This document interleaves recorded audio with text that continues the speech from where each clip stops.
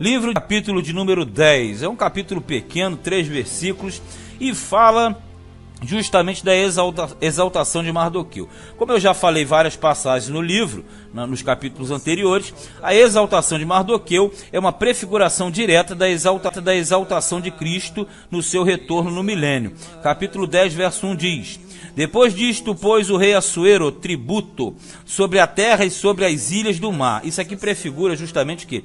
O reinado de Cristo na terra, onde as nações o servirão no milênio.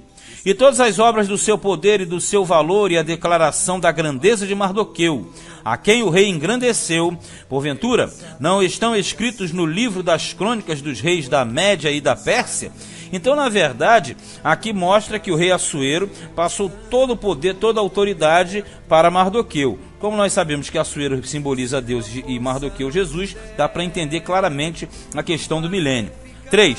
Porque o judeu Mardoqueu foi o segundo depois do rei Assuero, e grande para com os judeus, e agradável para com a multidão de seus irmãos, procurando o bem do seu povo e trabalhando pela prosperidade de toda a sua nação. Então vamos entender aqui. Quando nós pegamos esse finalzinho, você vê que o rei colocou todo o poder e autoridade na mão de Mardoqueu. E o Mardoqueu administrou tudo, sendo o vice-regente. A única história semelhante a essa é a história de José no Egito. Porque José no Egito também recebeu de Faraó todo o poder, toda a autoridade.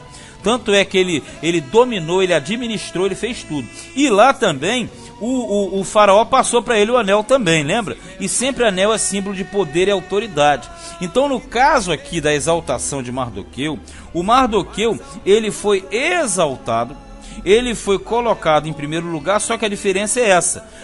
O José administrou uma nação que foi o Egito.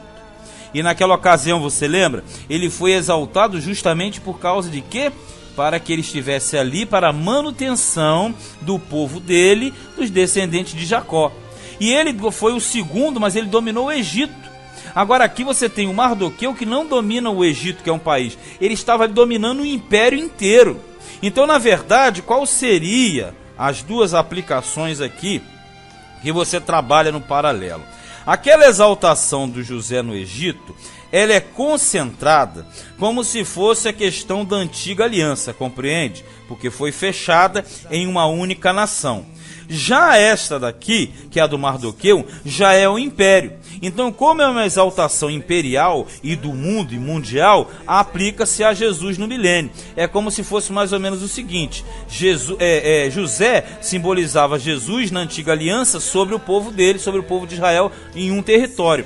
Mardoqueu já simboliza Jesus sobre todo o povo dele, mas sobre toda a terra num sentido global. Deu para pegar? Mas o certo é o seguinte: as dimensões do reino de José foram diminutas e o domínio de Mardoqueu foi no sentido macro, um sentido mundial. Claro que, tratando-se de mundo, o mundo de Mardoqueu não era o mundo atual. Aquele mundo ali envolvia a Ásia, a Europa, né? Aquela questão da África, né? Nem na Europa propriamente entrava. A Europa entra mais depois das dominações gregas e romanas.